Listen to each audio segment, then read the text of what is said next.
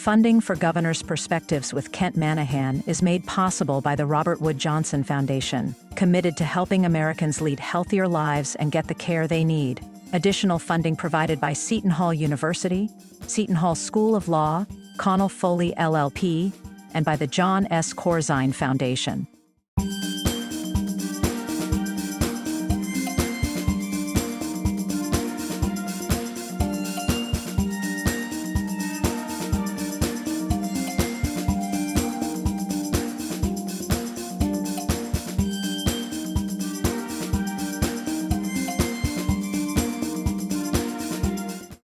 In New Jersey, the governorship is a power post with much more power than governors in other states.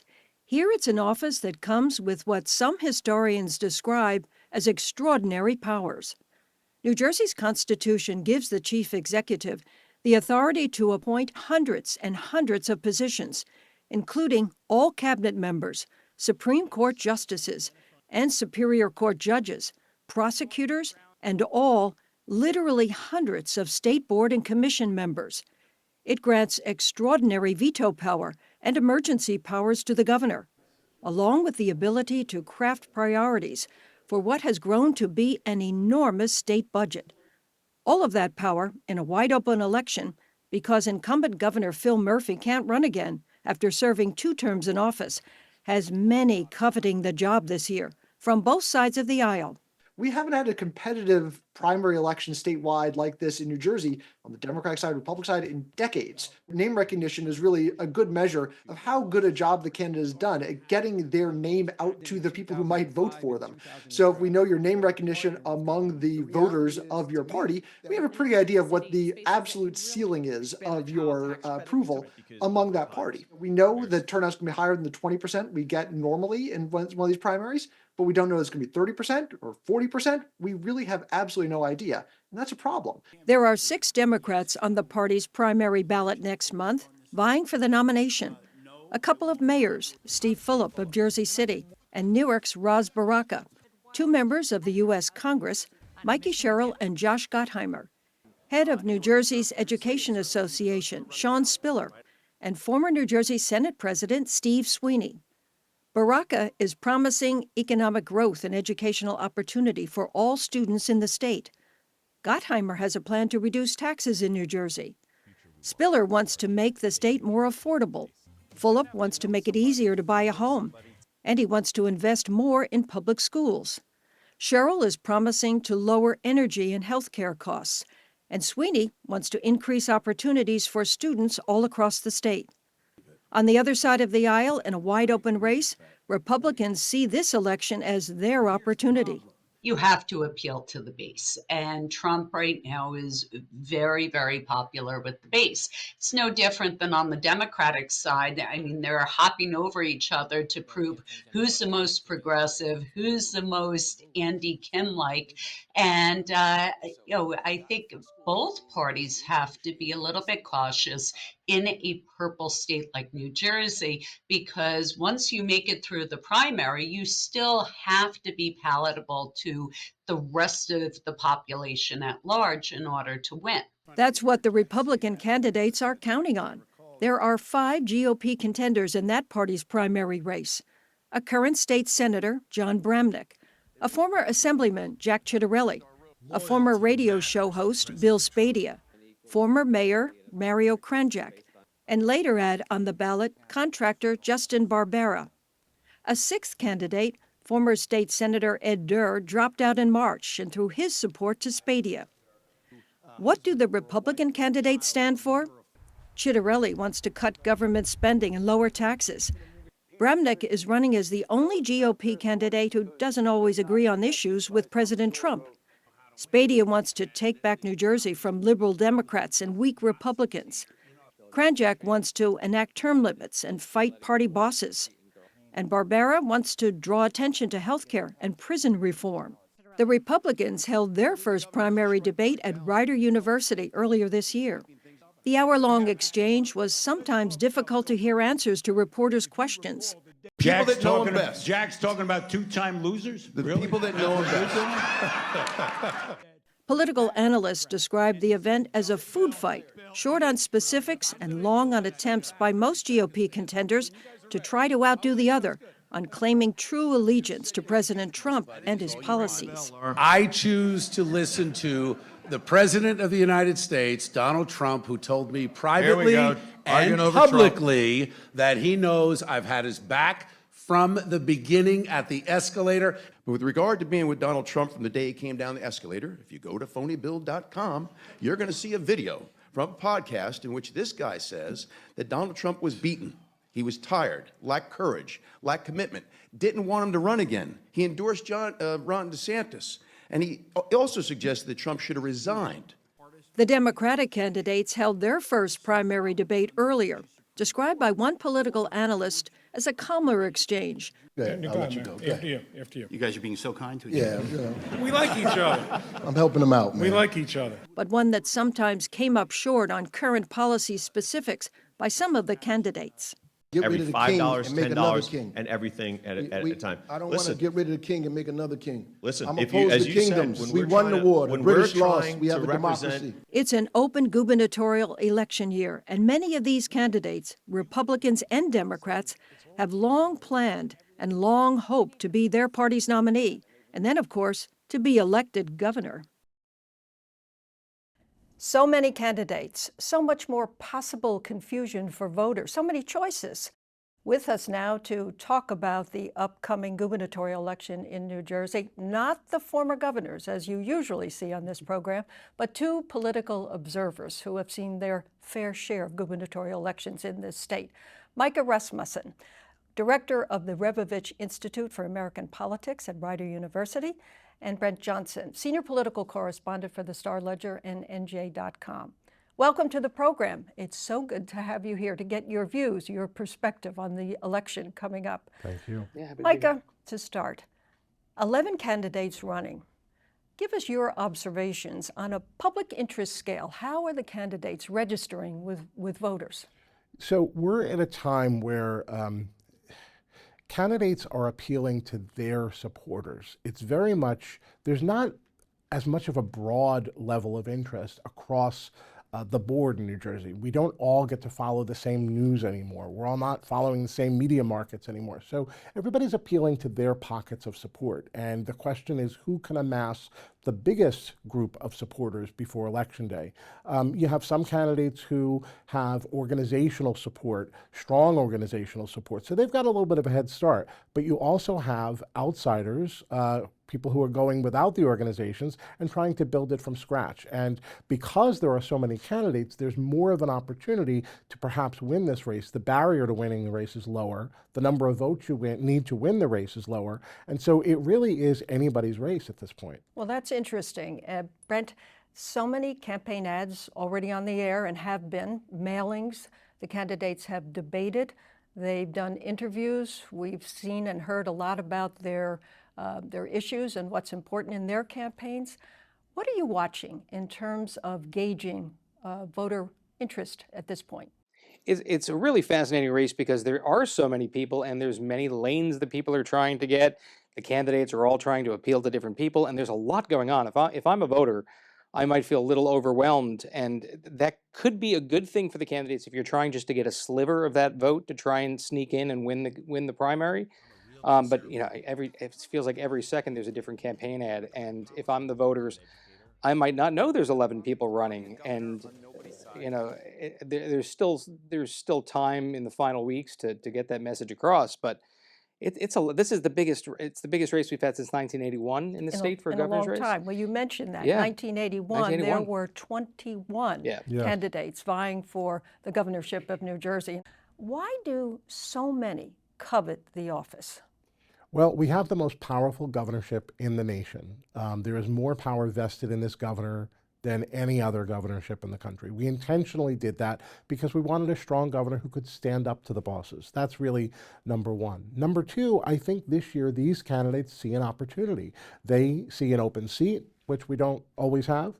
They see not having the barrier of the county lines running against them. So I think more and more are willing to take it on. The two members of Congress who are running don't have to give up their seat to run because they run in even years for those seats. So I think it's almost irresistible this year for this powerful office, for people to take their shot. Brent, from your reporting, inside these campaigns, generally speaking, what's going on right now? Because there are so many other candidates to compete against. They have to watch, of course, their own elections, but they've got to take a look at what's going on for the others who are competing. Yeah, and you have two very distinct races that have emerged on the Republican side and the Democratic side. On the Republican side, it's a battle. The two top candidates, Jack Ciattarelli and Bill Spadea, are both vying for the affection of Trump voters and even for Trump himself. The question is, will Trump get in and endorse? And whoever he endorses will become the favorite. And because polling so far shows Ciattarelli is far ahead. And on the Democratic side, it's more of a bunch thing. You have a third of voters are still undecided, from what we can tell. And you have Mikey Sherrill is a slight front runner, has a little bit more support than anyone. Behind her is Raz Baraka and Steve Fulop, and they all have to watch. And hanging over that race is Trump as well, because they're all trying to show, I'm going to be the strongest against Trump. And you have some of the progressives like Fulop and Baraka trying to get the progressive lane. You have Josh Gottheimer, who's trying to do the affordability lane, and I'm going to lower your taxes. You have a bit of that from Steve Sweeney, and then you have more of the anti-Trump progressive stuff from Sean Spiller, the teachers union president. So the Democratic race is really fascinating because everybody seems to be bunched in one place, and I can't really say who's going to win. It's going to come down to election night, really. Right to the end. Yeah. Who, in your opinion, has the organization and it's up and running smoothly, at least at this point in the race? And who's got the personal appeal, the charisma to appeal to voters? Because sometimes that's even more important than other factors in the race. Yeah. So Mikey Sherrill and on the Republican side, Jack Ciattarelli clearly have the bulk of the county organizations behind them, the biggest ones, the greatest share of the primary electorate that we expect to come out. That doesn't mean that the other candidates are without county organization support. It just means that they've got the lion's share. She's got about half of the county organizations in terms of the share of the primary electorate. But in terms of organizations, that's an interesting word because a guy like Steve Fulop, the mayor of Jersey City, has built his own, and he's done it very effectively week by week. He's bringing more volunteers in. He's running more candidates with him for the assembly races, running mates. He is definitely trying to replace the organization in terms of that outsider support, knowing he's not going to get the insider support. So they all have their various ways of building their organizations. Again, Mikey relying on the existing organizations, Fulop trying to do it himself, Spiller trying to do it by running on the teachers organization, the teachers union, right? So they've all got their different ways of doing it. The interesting thing is, Brent talked about the bunching up of the field.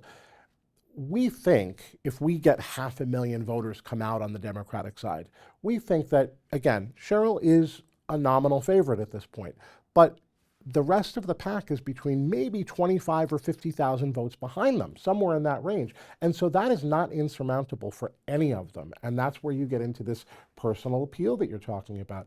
To South Jersey voters, Steve Sweeney represents South Jersey. He is South Jersey. To teachers, you can get one of your own, So there are all these different lanes, all these different opportunities. And maybe Sherrill does the best job right now of overarching all of those different lanes, of appealing to the broadest mass. She's got that fantastic bio with the Navy helicopter pilot and the mom and the prosecutor. Exactly. So she's hoping to bridge that divide across the different lanes. And how do you see it, Brett? I think that, yeah, the undecideds are really what get it for me, is that there's still a large number of people who've told pollsters that they don't know who they're going to vote for.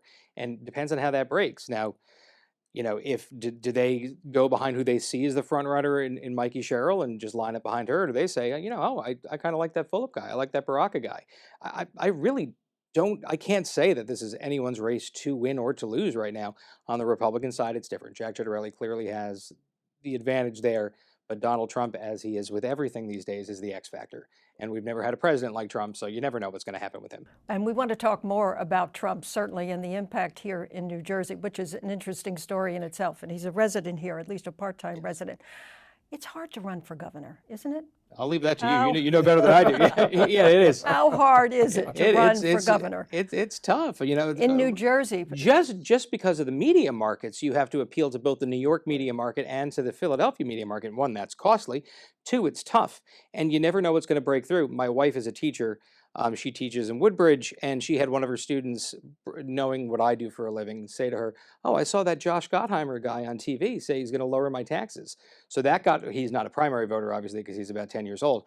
But you never know what's going to break through. That might break through for someone, and especially with a divided field like this, it's all over the place. Yeah, you've got to raise a lot of money to qualify for the full matching funds. Now we have the outside money as well, the PAC money. The inside money is the campaign money. The outside money is the supporting money that you can raise. You've got to do all of that. You've got to become fluent in the issues. If you eat, breathe, and sleep them every day, the way that the mayors do or the way that Sweeney does, you're conversant. If you have been in Washington and you've been fighting for New Jersey and Washington, yeah, it is a little tougher to get up to speed. And I think it shows in some of the forums that we've had. Yeah. And there's going to be a lot of media attention on this race because there's only one other race in the country electing a governor, and that's Virginia. So you mentioned the North Jersey, South Jersey, and the fact that it is almost like two states. It is. And you have to run a campaign for the North and the South. How tough is that? That is, and you're seeing that play out in this race because you have Steve Sweeney, who's the South Jersey guy, and then more people like Gottheimer and Sherrill are from the North. There's more people up in the North, though. So you'd think like, oh, Sweeney has half the state to him, but no, there's a whole other state, and a lot more people live there. And and plus New Jersey is an interesting place to live and run because it's so unique and has so many different identities, and to appeal to everyone regardless of your geography. It's a diverse population with a lot of different people here, and so it's interesting. Yeah. Well, you mentioned Jack Ciattarelli because this is his third time running to become governor of New Jersey. What impact does that have? The fact that he's been there before. What does your reporting show you about him at this point in the race and how he's appealing? I heard him recently on an interview, and he is very conversant about the issues of this state. He's had, many years to do this now. He's been doing this for 8-9 years, and it sounds like he has his talking points down. Name recognition obviously helps. People have learned time to see his name, even if they can't spell it or pronounce it as well as they should. People now know him because they've had 3 chances to see him, especially after last time when he came within 3 points of beating Governor Murphy. So he's a name now. And New Jersey kind of has a history of somebody having to run more than one time in order to achieve the chief executive office. Yeah, and he never really stopped running. He kept on getting around the state in between his runs. Republicans in the state, rank and file Republicans, really feel like they know him. He was at the rubber chicken circuit during all this time, every time, and he intended to keep himself out there. After he came so close in that race against Murphy, I was just going to say, after he said did right away, better in the previous race than people would have thought in this state. He said right away, I'm running again. And it never really, sort of left the rest of the pack behind him, I think, to some extent. We mentioned the line. And in this election, the county line is not part of the election per a judge's ruling to take that away. What kind of impact has that had for the candidates not to have the party line this go around? The party line, the county line, whatever you want to call it, is an interesting thing to describe to people because they kind of know it exists, but a lot of people don't. They don't realize the immense power the line has had over the last century. That, if a county party endorses you, you get the top ballot spot. And it makes it much more likely for you to win, and it keeps party bosses, for lack of a better term, empowered. Out of the race. Yeah, and it basically helps them choose the candidate that should win. And for years, it was people would get into a diner, the power brokers in the state, and say, this is who should be the nominee for governor, and that's how it's been. And this is the first time where that's not the case. You have people saying that's not how it should be done, and I'm going to run differently. That's Steve Phillips' whole campaign. You hear a bit of that from Baraka too, and. Yeah, I mean, the county line is it not being there changes the whole game. What about then, without the county line, how important are organizational backing for each of the candidates? It's still very important. Like the environmental groups in the state, the police and firefighters union, the workers unions in the state. Those are still, you still have to put together a coalition. You want to be, without the lines, you want to be the best known candidate, you want to be the best financed candidate. You can't rely on that county organizational support. The county organizations are not without power either. They still retain all of their knowledge on How do I best win campaigns? And the county in chairs are still around. their neighborhoods, exactly. They know that the best. So they still count. There's an opportunity now for somebody to win without it. I think that's really what has to happen. But they have to be the superior campaign. They have to be able to run better than people know how to run in their own counties. And so it all becomes very important. And as we're seeing, interestingly, we've talked a little bit about 1981. By agreement, there was a law in 1981 that they weren't going to run with lines. And so that was a lineless primary. And that was one of the reasons why we had so many candidates in that race and why everybody thought that they had a chance. It was also one of the first races in which we had public financing. Again, people thought that there were lower barriers to run. So it attracted a lot of people. Well, what happened in that race? Jim Florio wound up getting a solid South. And was able to have a lot of candidates breaking up the North Jersey vote, even though it's far more populous. About 2/3 of the votes come from North Jersey, but they were breaking it up. So he wound up winning the nomination by virtue of getting a very strong South Jersey, exactly what Sweeney's trying to do in this race. Well, we've talked about money a little bit. North Jersey Congressman Josh Gottheimer has a lot of it. And there was a time people like you would say that the person with the most cash was the person most likely to win.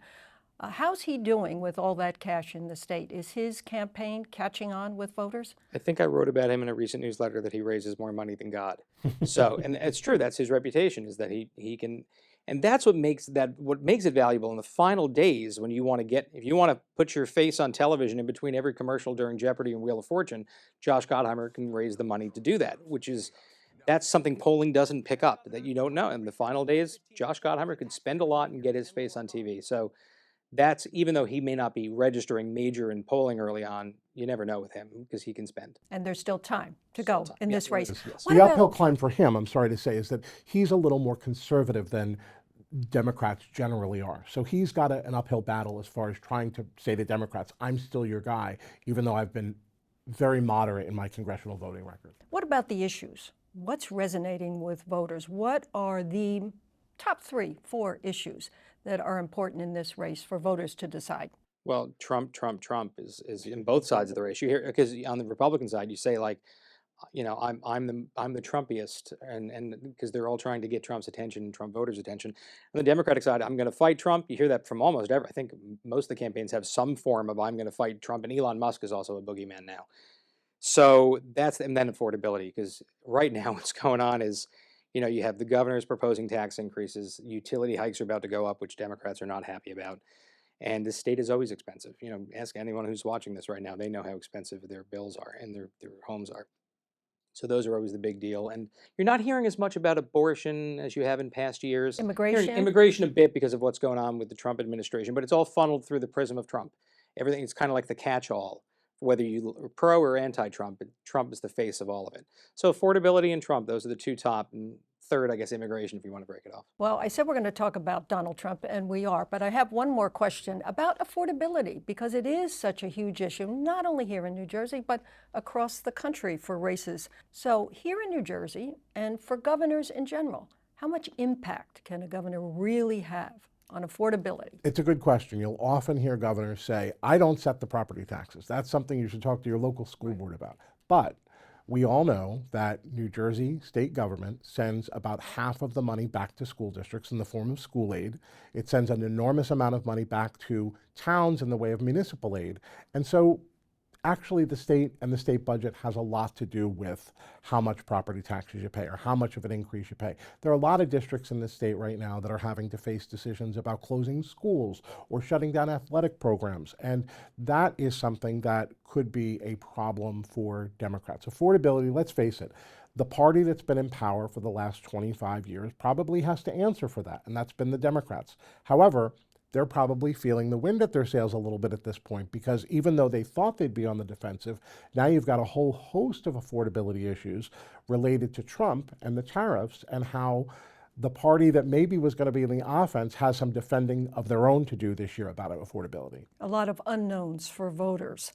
Well, Donald Trump, the President of the United States, a part-time resident of this state in Bedminster, where he has a golf club and spends a lot of time in the summer months here. Who's he going to endorse? Is he going to endorse? What is your reporting showing you? What are your expectations I write a weekly newsletter, and one of the things I check in on every week is where is Donald Trump on the Republican side so far. That's been the underlying situation in the Republican primary is Donald Trump going to jump in and who's he going to back?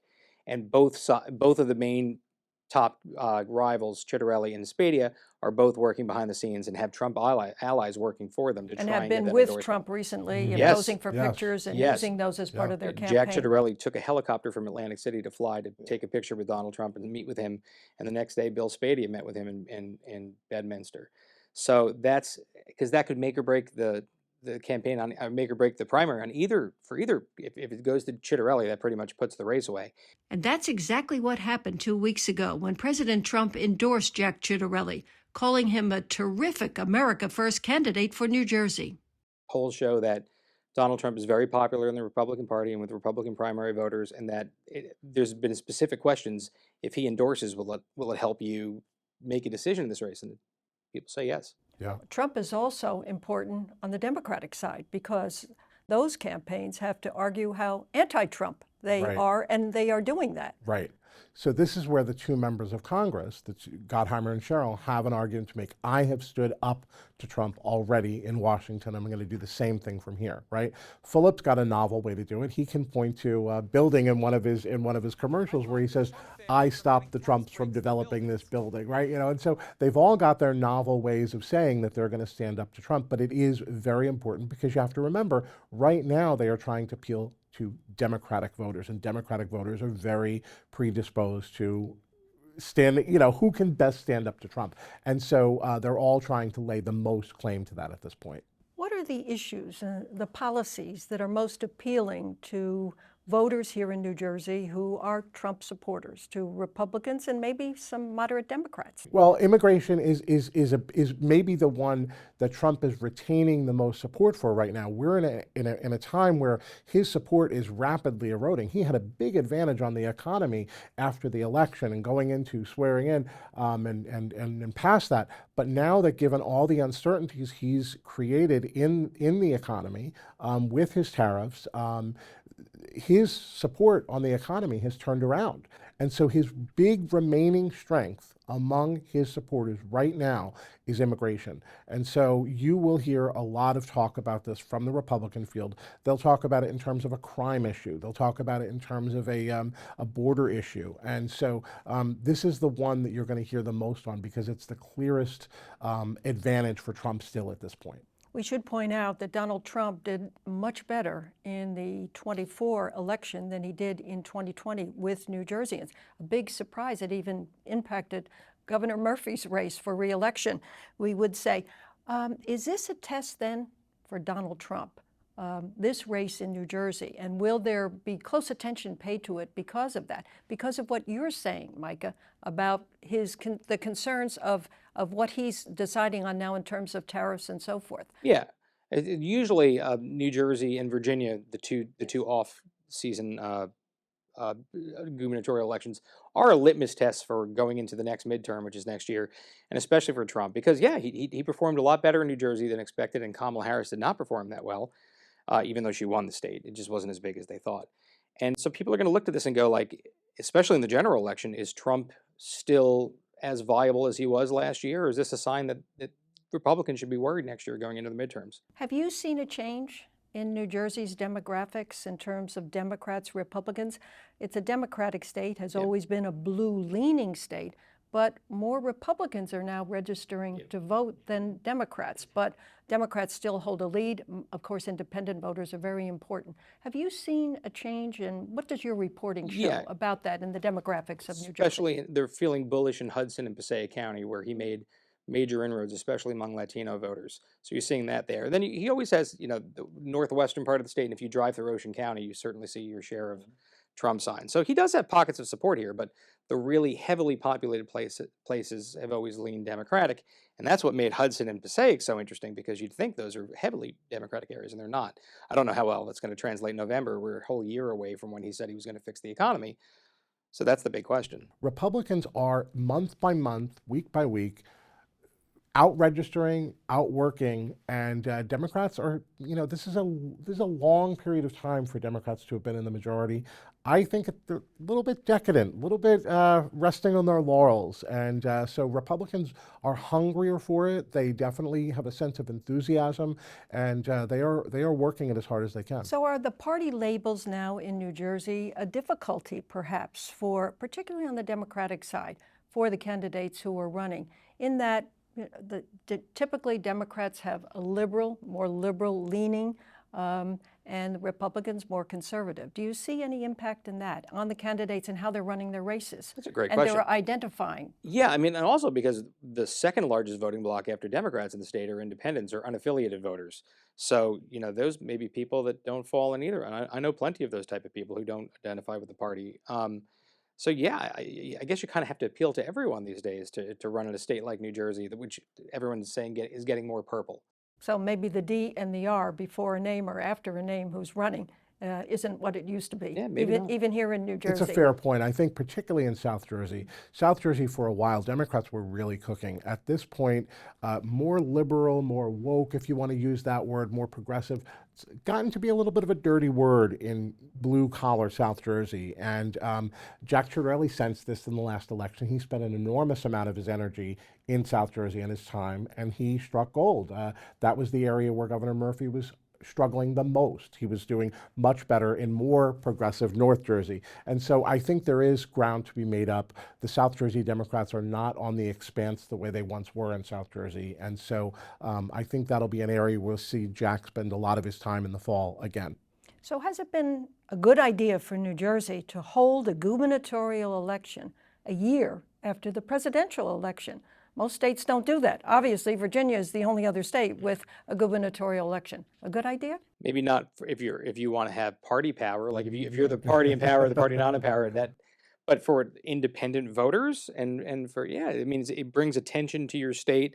You get to have most of the microscope on you, and I think that's a good thing. But if you're hoping to have coattails or not have coattails, then it's not a good idea. But I think about this a lot because New Jersey very deliberately set out the odd year elections to not be under the influence, whatever was going on nationally. And to get a lot of attention. Absolutely. But we definitely get a lower turnout for our odd year elections. We will have, if we're lucky, about 40% turnout this fall, or that's what we had at least in 2021. And that's kind of poor when you think about electing our most powerful governor in the nation. And so there is thought sometimes, not serious thought, not a concerted effort in any way, but could we have more voter participation if we were in those even numbered years the way everybody else is? Governor Murphy, 2 terms in office. I would expect the Democrats are looking for his endorsement. Not going to happen in the primary, but in the general election. How do you see that working out? Murphy's a tough one. Murphy has been a relatively popular governor. Polls show that he's in the higher end there, but he's a very dirty word for Republicans, and Republicans use him as a cudgel whenever they can. So I certainly think whoever is the Democratic nominee would take Murphy's endorsement. I don't know how close they want to run to Murphy's name, saying I'm going to be Murphy 2.0, but yeah, they'll take his. You don't turn down the sitting governor's endorsement unless he's a toxic figure, and he's not in the Democratic Party. And who would you expect? Can you speculate a little bit on who that endorsement might be? Yeah, I mean, I certainly think if Mikey Sherrill wins the nomination, he will very much support her in the general election. It'd be interesting to see if Steve Fulop wins the nomination because they don't have. That's what I was looking for. Yeah, I mean, he unendorsed his wife when she ran for U.S. Senate last year, and Fulop has not been very pro Murphy during this primary, so that would be a very fascinating situation to see. Yeah. They all recognize, though, I was surprised in the first debate, which was held in February. Out of the gate, all of the candidates tried to strike a difference with Murphy, the Democrats. And this was a recognition that New Jersey doesn't often give 3 terms in a row to the same party, that there wouldn't be a lot of support from voters for a 3rd Murphy term. You've got to strike out a different path. And so on issues like New Jersey Transit, they've said, well, we would give Murphy struggling marks there. We would do something completely different. And so I think they will do their best to try to distinguish themselves. So I hear a little bit of history here in a possible prediction that this is a Republican's turn to become governor? History would Just suggest because of that. the history in New Yeah, Jersey. I mean, the only person who's defied that historically is Governor Hughes. Was the only time where we went from 2 terms of Governor Minor to 2 terms of Governor Hughes. Other than that, New Jersey has always swung back and forth, and so Checks there and is balances. absolutely voters that tend to self-balance. You're absolutely right about that, and so Jack will have that on. Citarelli will have that on his side for sure. Democrats will argue, we can handle it. We can be different. We can give you a contrast. We can give you something new. Do you see, Brent, the issue of the state budget becoming an issue for both sides, Democrats and Republicans? Republicans making an issue, the size of the governor's newly proposed budget. Since Murphy has taken office, it's grown by over $20 billion. And the Democrats, will they have to defend that? And the Republicans, will they make that a real issue to Yes. run on? You How do could you a- see that? You could do a whole show on the state budget this year, which is, and next year is going to be a whole nother story. But yeah, it's because everyone's worried the funding cuts from D.C. could cause the budget to blow up. Murphy wants a certain number of tax increases, although I don't expect him to get many of them. And then there's the utility hikes, which don't directly tie to the state budget, but that's all people, if you're thinking about fiscal issues. That's a sore spot for Democrats because Republicans will hit them. You know, they're going to tax more. You know, you can see the commercials now. You want more years of Murphy tax hikes? Elect Democrats. How does a candidate pivot? Once they win the primary, how do they pivot into a general election to run against either the Democrat or the Republican, whoever on the other side? Boy, oh boy, it's going to be very much dependent on which nominees get chosen, right? I think in the case of Baraka, there's a lot of talk about whether or not he's very progressive voice. He has absolutely excited a lot of Democrats, but is he New Jersey's moderate cup of tea? We typically vote for the more moderate candidate in the fall, and he's sort of, the word you hear again and again is unapologetic progressive. So he would have a lot to figure out as far as how that pivot goes. There are other Democrats in the race, like Gottheimer, to some extent, even Sherrill or Fulop, who certainly Sweeney, who are more moderate as well, so they would have less of a pivot to make. I think in the case of Citarelli, it will be very interesting to see how he, if he's the nominee, navigates Trump. He supported him early this time. In other cycles, he did not come out so early. He opposed him or didn't endorse him in other years. Strongly He's been opposing him in years past. Absolutely. This time out, equally strong for him early, consistently through. He's going to have a lot to answer for this time if Democrats have their way and Jack's the nominee. And How do you see it? This time there's a photo too, meaning he took a helicopter to fly to be with Trump at Bedminster. Now there's a photo of the two of them together. You didn't have that in the past, which works well in the primary because you can show, hey, Spadia says he's the Trump candidate. I appeared with Trump and spoke with him for 20 minutes. In the general, you're going to be like, look, Donald Trump's guy who went to Bedminster to meet with him is trying to be your governor. And it depends on what segment of the population will be against that or for that. But he's definitely a more Trumpy candidate this time than he was last time. So but the flip side of that, you'll hear people say, well, they were going to tie him to Trump anyway. So this is no matter who, John Bramnick, who was running a campaign willing to criticize Trump in the Republican primary, even if he gets through, people say, well, they're going to tie him to Trump anyway. Often candidates bring in another group of people to run that general election campaign because that pivot is so important, and there's a whole lot of strategy that has to go into it, right? Yeah, it's like running two very different races, especially in a state like this. So it's going to be very interesting to watch what happens come November. It'll be a whole different election for more things for people to watch, but no longer 11 candidates, just 2 at that point. Well, Governor Murphy is winding down his 2 terms in office. What do you see for Governor Murphy next? That's a great question. I had him come in and speak to class recently, and I tried to get him to answer that question. I have always believed strongly that no matter what it is, it will involve sports of some kind. I think that's his great love. I think he will take his time to figure out what it is. So whether it's professional sports, whether it's soccer, whether it's a commissioner spot that comes open or an athletic conference, I do think that the next thing we see out of him is going to be something involving his great love of sports. And how do you see it, Brent? That's fascinating. I talked to him not that long ago, and I asked him that question. I said, so what are you going to do? And he said, well, I'm going to take a vacation first. I saw Christie take a vacation. There's always talk, could he be a leader of the party in some way? There was talk maybe he would have been the new Democratic national chair, and he basically said no to that. And he said no to being Rutgers University's president. And there was thought that if Harris had won the presidential election, maybe he'd become ambassador to Italy because he used to be ambassador to Germany, or maybe his wife would become ambassador to Italy. That didn't work out. So it's kind of a question mark. But sports is definitely something. I mean, the World Cup's coming here. I don't know if he'll be involved in that. There was even, I think, Steve Politi, my columnist, the sports columnist for my organization, asked him, what about being Rutgers athletic director? And he kind of laughed. I was like, haha, but that's not out of the realm of possibility. You know, he's got a lot of different backgrounds, so he could do a number of things. In the time we have left, just very briefly, the legacy of Phil Murphy as governor of New Jersey. I think very, very clear in his mind is righting the state's finances after many, many years of not making the pension payment, of bond rating downgrades.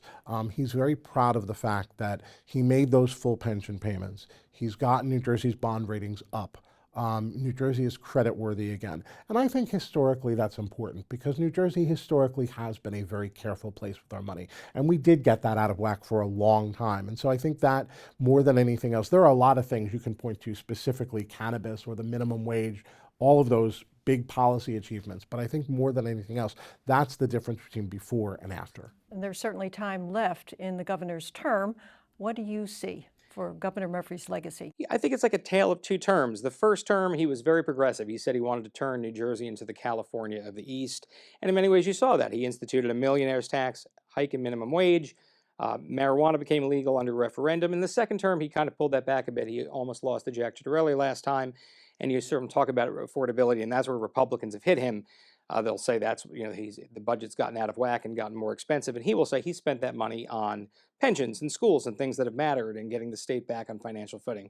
So I think you'll hear more about his first term a little bit as we look back at the Murphy history and the things that he did to make New Jersey a different place under Democratic rule. But again, his polling has always been, it's never been 70%. It's never been 20%. He's always been kind of, in the middle when it comes to polling. So, if you're a Republican, you certainly think the last 8 years were terrible. And if you're a Democrat, I think you're fairly happy. Well, Micah, Rasmussen, Brent Johnson, thank you so much for sharing your perspective on this important gubernatorial election year in New Jersey. We appreciate your time and your views. And now, let's take a look at the history of the office of governor of New Jersey. So what makes New Jersey's governorship so powerful, and why do so many seek it? Well, the office comes with a great deal of authority as laid out in the state constitution. And it was New Jersey's 1947 constitution that sealed the deal. That document was actually the third revision involving the power of the office. The process happened gradually over the centuries. William Livingston was the state's first governor. He was elected not by the people, but by the legislature, and actually had the longest tenure of any governor to date, from 1776 to 1790, serving during the Revolutionary War. But Livingston had very little power. The framers of the state's first constitution in 1776 wanted to be sure no one person would ever be as powerful as a king. The position had stature, but limited responsibility. After all, the United States of America was now an independent nation, recognized by Great Britain through the Treaty of Paris in 1783. The groundwork for that new republic was getting underway, but while the new governor had stature, he had limited responsibility. In 1844, the second constitution was drafted to shift governmental power, which had been vested primarily with the legislature, over to the executive branch. As it turned out, though, the powers of the office only modestly improved the governor's authority. Leading the state had its challenges, and over time, even that limited authority competed with New Jersey's long history of corruption. Political bosses, people hiding in the shadows of government, went way back in parts of the state. These political power brokers weren't elected. People didn't even know their names, and that was the point. They controlled the vote, and they worked to appoint corrupt judges, prosecutors, and legislators. There was lots of money to be made staying in the shadows. It was all about taxing railroads and corporations. In turn, those railroads and companies were shielded from prosecution. What developed, according to historians, was a kind of culture among New Jersey residents that people didn't have to pay for things, that special interests would foot bills. And all of that money being spread around kept politicians beholden to the political bosses. And that in turn kept the people happy and fostered an atmosphere in which voters didn't want to or even bother to ask questions about accountability and who was in charge. The political parties, county chairmen in the 21 counties really ran New Jersey. The strengthening of the governor was, I think, an effort to undercut their power, undercut the power of the political parties, and run a much more effective government. To give an historical perspective on the state's evolution of gubernatorial power, we rely on a series of interviews from a previously produced public television documentary examining how New Jersey's governorship evolved over time. In 1947, there was a third revision of the state constitution, dramatically reversing course, bringing more transparency to government under the authority of a new constitution and a more powerful chief executive. Governor Alfred E. Driscoll believed the time was right after the Second World War, and that the people and lawmakers would agree to the need to create a more powerful executive branch. As a result, a new state constitution was considered and studied, and finally, what was created was a document that still guarantees the authority of one of the most powerful governorships in the country. It laid the groundwork for a new kind of governor in America, one that many states still look to with awe. This person gets to appoint all the judges. Other states elect judges. Not here in New Jersey. They all get picked by the governor. Every cabinet officer, every judge, literally thousands of members to boards and commissions. Being able to appoint judges and appoint commissioners and all the other people you can appoint in New Jersey was always looked on with great envy by most of the other governors. Other governors would just shake their heads. So you get to appoint all those people? Boy, I wish I had that power. When you say, yeah, all the prosecutors, all the judiciary, except for one level that the Chief Justice gets to appoint, they just were amazed at it. In New Jersey, the governor can serve 2 4-year consecutive terms. In many other states, the governor only serves for 2 years before having to campaign and raise funds for a second 2-year term. In New Jersey, there are no competitors in terms of a state-elected position, because there is no elected lieutenant governor. That person runs on the same ticket with the governor. And there is no elected attorney general, secretary of state, or treasurer. Those cabinet positions are all appointed by the governor. Here, the legislature can't really get anything accomplished without the governor, who has to approve and sign laws, and who can even rewrite lawmakers' proposed legislation. The governor also has the extraordinary power of crafting and submitting the state budget, not the legislature, as is done in numerous other states. You present the budget. It is your budget. Some states it's not. Some states the lieutenant governor puts it together, and some states that's the legislature that has the initiative on the budget process, not the governor. When you begin the process, you say, here's how much money we expect to have for the coming fiscal year. And in New Jersey, that number is the sole possession of the governor. And this is my plan. Thank you very much. The real secret power the governor has is the governor gets to certify the revenues.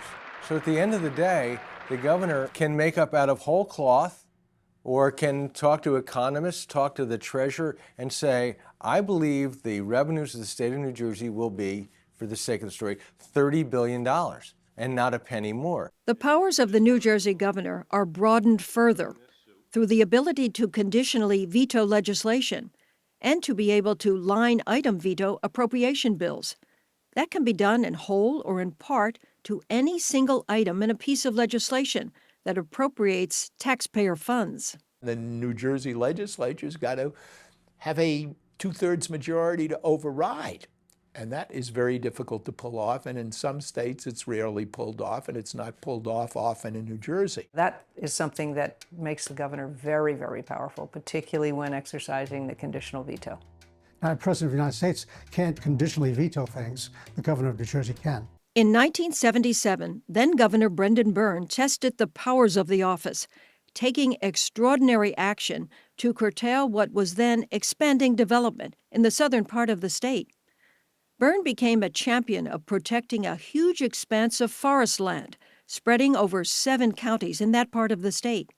He issued a far-reaching executive order with no legislative authority. That essentially stopped all building, and he said at the end of the executive order, this executive order will stay in effect until the legislature enacts a statute which substantially accomplishes the goals of this executive order. He sat down and signed a piece of paper that took something like 1.5 million acres of New Jersey. People were stunned. Some were appalled. And not only that he did it, but that he was able to do it and get away with it. The Pinelands comprises over 1 million acres of the state's ecosystem, about a quarter of the state, and is a necessary water supply for a vast region. It's the largest forested area on the eastern seaboard, between Maine and Florida's Everglades. All building permits ceased under Byrne's order, and developers sued the state. But eventually, it was realized the state Supreme Court would uphold the governor's order.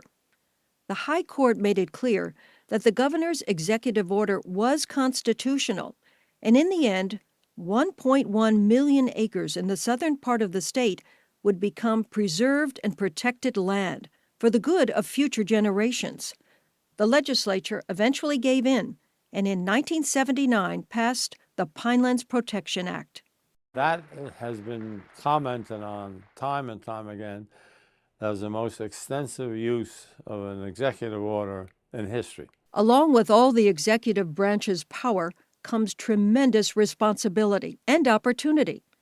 In every state, a governor has responsibilities, but there's historically been a divided nature in this state between North Jersey and South Jersey, a feeling that divides the state into 2 New Jerseys, one part close to Philadelphia, the other close to New York.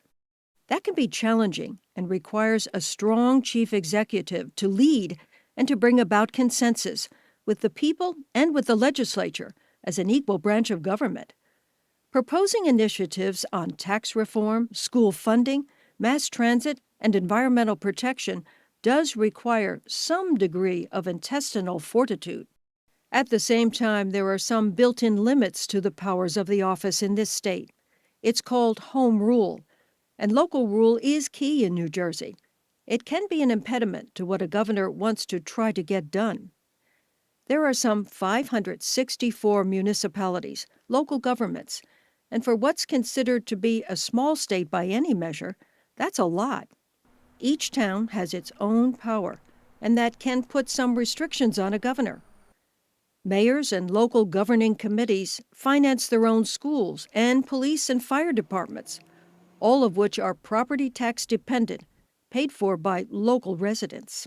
Home rule enables you to have another big dividing line between rich and poor. It's a system based on financing your activities, your schools, your police protection through local property taxes. We have so many layers of government that it's really extraordinary, and we don't need them all. And they cost money.